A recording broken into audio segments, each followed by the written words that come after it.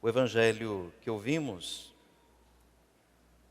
narra os acontecimentos finais do ato de entrega de Nosso Senhor. E durante o ano é lido duas vezes, hoje, domingo de Ramos, e na Sexta-feira Santa. Na sexta-feira, sempre segundo São João.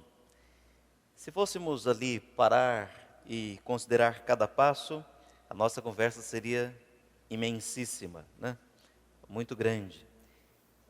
Recomendo que cada um possa, depois, durante a semana, como uma tarefa, retomar esses dois capítulos que ouvimos e procurar ver toda a dramaticidade, a plasticidade desse evento e perceber como há tanto de humano nessas cenas, como há hoje. A celebração deste domingo, que abre a Semana Santa, tem dois momentos fortes. Esse da procissão de entrada com a bênção dos ramos. O rei entra em sua cidade e é aclamado pelo povo. E como eu dizia, o relato da paixão. O rei sai da cidade debaixo de injúrias, embaixo de impropérios e é posto na cruz. O rei de Israel é um rei com letra maiúscula. Esse domingo de Ramos é assim chamado por causa, repito, da entrada de Jesus, uma festiva entrada de Jesus em Jerusalém. O povo aclamava cantando hosanas, aleluias, como o Messias esperado, como aquele que fora prometido por Deus, como aquele que veio para, de fato, cumprir toda a palavra. E a narrativa que ouvimos deixa claro isso. Diz Jesus, se eu quisesse, poderia pedir ajuda ao Pai. E Ele mandaria um bocado de anjos para combater em meu nome 12 legiões. Mas não cumpriria a promessa. Não cumpriria, digamos assim, o meu destino. Coisa estranha esse acontecimento, pois as autoridades queriam matar Jesus. A maioria das pessoas e até a sua família não acreditavam nele. Então, poderíamos nos perguntar: que festa é essa? Tão cheia de dramas, de incompreensões, injustiças. As leituras que ouvimos fazem referência a Jesus como o Messias e não como um rei. Aquele que realiza as profecias sobre o servo de Javé, que padece e que sofre, e que ouvimos na primeira leitura do profeta Isaías. A segunda leitura, esse bonito hino cristológico, ou seja, Cristo está no centro de São Paulo, sobre o arrasamento de Jesus, o esvaziamento de Jesus. A palavra em grego, akenosis de Jesus. Ele desceu do céu. Ele, como Deus, não se apegou à sua condição, mas esvaziou-se de si. Assumiu a nossa condição. Ele humilhou-se a si mesmo. Antes de ele ser humilhado, ele humilhou-se. Ele assumiu em tudo a nossa condição humana, menos no pecado. E São Paulo canta essa grande ação de Jesus. Na estrutura antropológica, o ser humano traz um psiquismo bastante ambivalente e conflitante. Vamos ver se não acontece isso conosco. O ser humano costuma querer o bem, mas ele tende para o bem, mas pratica aquilo que é mal. De vez em quando a gente escolhe fazer o mal.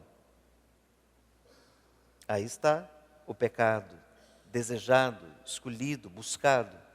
Mas tem tantas vezes que mesmo não querendo, somos tentados a praticar o mal. E fazemos. E por vezes coisa do diabo. E por vezes até aquilo que nós acreditamos ser bom, acaba sendo uma ação má. O capítulo 3 de Gênesis já dizia sobre isso. O ser humano é capaz de grandes gestos, de atitudes heróicas, e ao mesmo tempo o ser humano é capaz de acovardar-se, de renegar o que acreditava. Pedro, imagina que vai acontecer qualquer coisa com o Senhor. Estamos aqui para quê? Mas na primeira ocasião, não sou eu. Não, você deve ter me confundido com outra pessoa.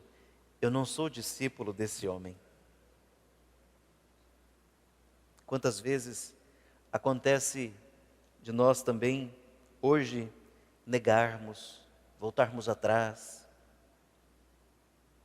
por fragilidade, fraqueza mesmo, de não conseguir dar testemunho firme daqueles que amamos, que queremos bem.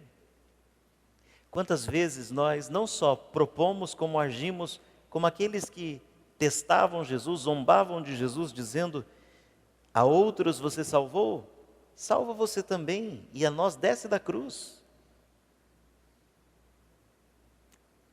Tantas vezes nós também aconselhamos os outros a descerem da cruz.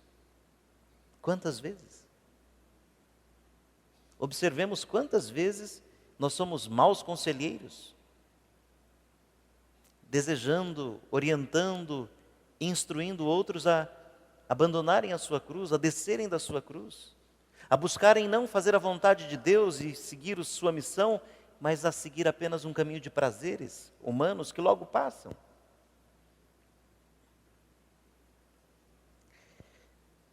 É essa atitude que vemos refletida hoje na contradição do povo hebreu, que um dia agitava ramos de oliveira e gritava benditos, hosanas e aleluias, a esse Jesus, para que daqui a pouco, 4 dias depois, gritasse mais forte ainda: fora, fora com ele, crucifica-o, que o sangue dele caia sobre nós e sobre os nossos filhos.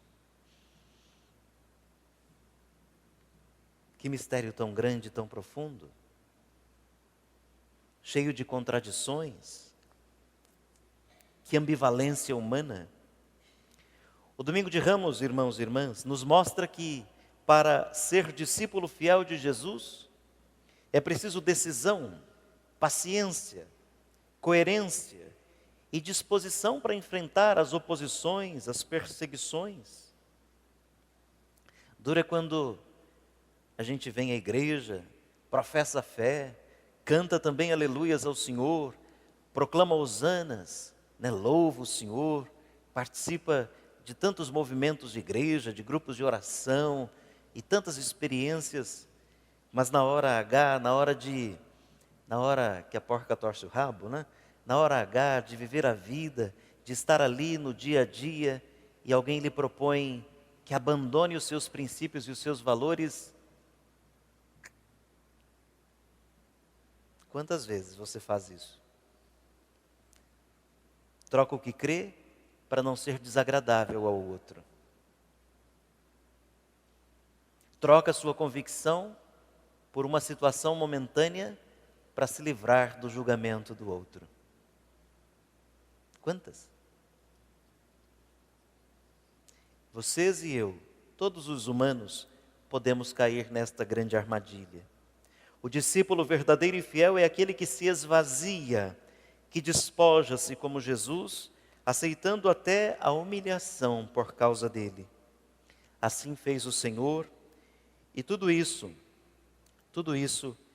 é como que a base para que a gente celebre a Páscoa. Somos convidados, termino, a caminhar com Jesus esta semana, a fazer dessa semana uma grande experiência com aquele que veio por amor para salvar. E o seu amor foi ao extremo, o extremo da cruz, o extremo da morte. Mas Deus, porque ele foi obediente, o ressuscitou do reino da morte. E todos aqueles que estiverem unidos a ele, ressuscitados também serão um dia. Não tenhamos medo de caminhar com Jesus até a cruz, porque na verdade nós caminhamos com Jesus até o reino do céu. Louvado seja nosso Senhor Jesus Cristo.